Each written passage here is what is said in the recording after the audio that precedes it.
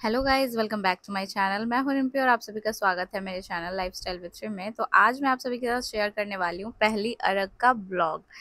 तो जैसा कि आप सभी को पता है कि छठ पूजा चल रहा है और ये है पहली अरग का ब्लॉग। तो यहाँ पे ठेकुआ के लिए आटा रेडी हो रहा है।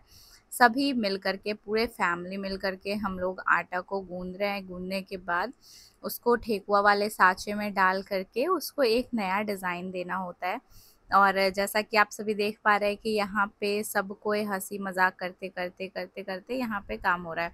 तो ये सारे वीडियोस के बाद आता है बारी मेरा ठेकुआ ठोकने का। तो आप लोग देख पा रहे हो कि मेरा चेहरा पूरा फुला हुआ है और ये इसलिए फुला हुआ है क्योंकि मेरा रात का नींद नहीं हो पा रहा था।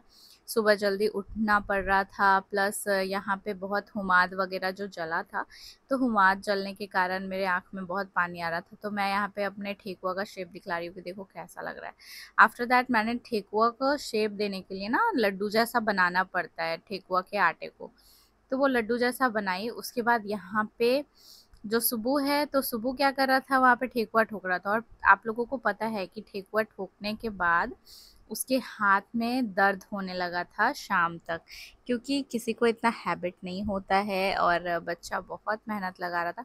यहाँ पे शुभम आटा मिला रहा था ठेकुआ के लिए, शुभम और बड़ी माँ। और यहाँ पे जो बड़ी माँ है, तो ये थोड़ा बुराई कर रही थी जिनका भी कर रही थी ना, आप लोगों को मैं वॉइस नहीं सुना सकती।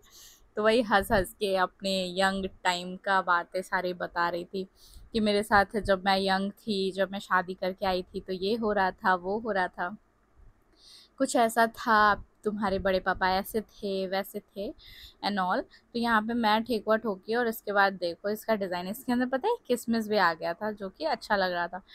इसके बाद फिर यहाँ पे मेरी बारी आती है लड्डू बनाने की। लड्डू इन द सेंस, ठेकुआ को ठोकने के लिए पहले लड्डू जैसा रेडी करना पड़ता है, उसके बाद उससे ठेकुआ ठोका जाता है। तो वो ठोकते ठोकते ना मेरे हाथ पे भी दर्द होने लगा था और सुबह यहाँ पे अपने शरीर का पूरा दम लगाते हुए ठेकुआ ठोक रहा था।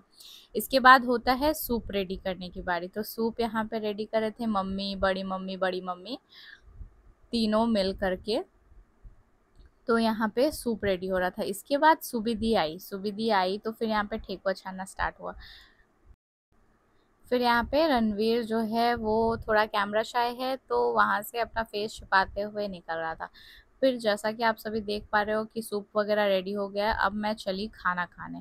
तो खाने में है दाल, आलू की सब्जी, बैगन भाजा और धनिया पत्ता की चटनी।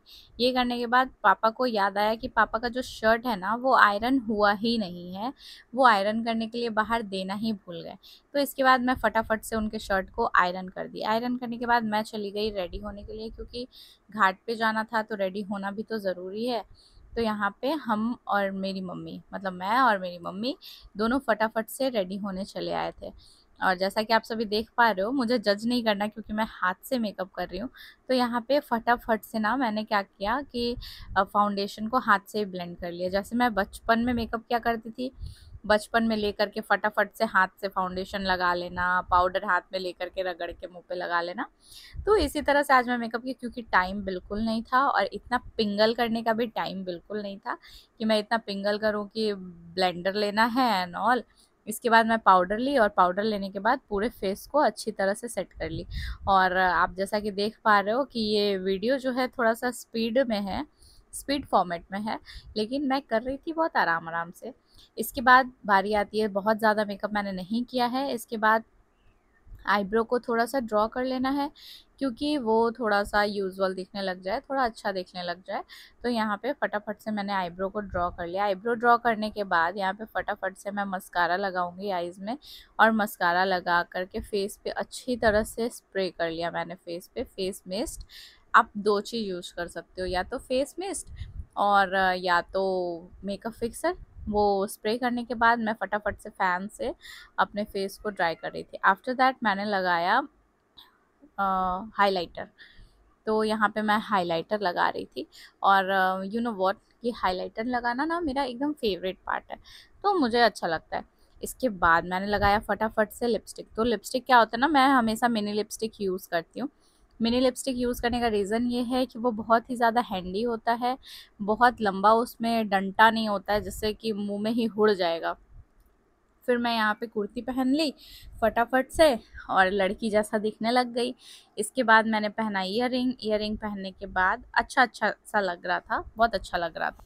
फिर यहाँ पे सभी कोई दौरा लिए और दौरा लेकर के हम लोग निकलने लग गए। तो जैसा कि आप सभी देख पा रहे हो कि मेरे स्टूडेंट्स लोग भी हैं और शाम हो चला है और शाम के टाइम हम लोग निकल रहे हैं। तो आप लोगों को एक और चीज़ बतलाते हैं कि शाम के टाइम मतलब कि पहली अरग और दूसरी अरग अलग नहीं, पहली अरग और दूसरी अरग दोनों का वीडियो एक साथ ही मैंने डाला है, क्योंकि दूसरी अरग का कुछ ऐसा था नहीं कि बहुत कुछ डालना पड़े। तो आप सभी देख पा रहे हो ना कि भीड़ बहुत ज़्यादा है, बहुत बहुत बहुत ज़्यादा क्राउड था। और पता है आप लोगों को हुआ कुछ ऐसा कि जब हम लोग वहाँ पे पानी में गए शाम के टाइम में तो सही था, लेकिन जब हम लोग वो मॉर्निंग के टाइम में गए थे ना, एक लेडी थी, तो वो लेडी ना खुद भी व्रत की हुई थी। लेकिन खुद व्रत की है तो ऐसा इसका मतलब नहीं होता है कि आप दूसरे कोई यदि व्रत कर रहा है तो उसका कोई इज्जत नहीं है। कुछ भी, बहुत ही अजीब सी लेडी थी। कभी इस बारे में भी बात करेंगे आप लोगों से। खैर पहले आप लोग पूरा वीडियो देख लो। तो यहाँ पे मासी मम्मी को सिंदूर कर रही थी। हमारे बिहारीज में तो सिंदूर कुछ इस तरह का ही किया जाता है और हम लोगों के बिहारी में ही छठ पूजा बहुत धूमधाम से मनाया जाता है। लाइक जैसे दुर्गा पूजा हो गया, गणेश पूजा हो गया, हर जगह का अलग अलग पूजा होता है। उस हिसाब से हमारे यहाँ छठ पूजा भी होता है। और आप देख पा रहे हो कि कितना ज़्यादा क्राउड है।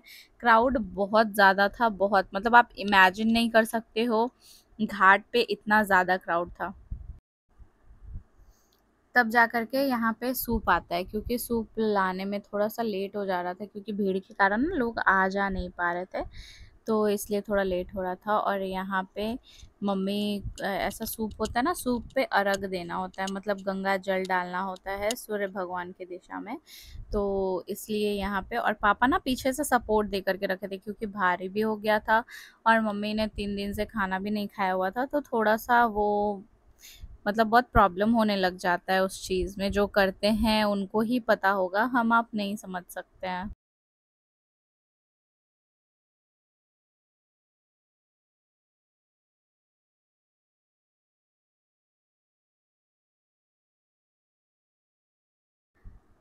अर्घ देने के बाद जहाँ पे हम लोग अपना सूप और दौरा रखते हैं ना, तो वहाँ पे आकर के गोईठा जला करके पूजा दिया जाता है सूर्य देवता को। हम लोगों में सूर्य देवता की उगते हुए सूर्य की तो पूजा होती ही है, साथ ही साथ छठ में डूबते हुए सूर्य भगवान की भी पूजा होती है।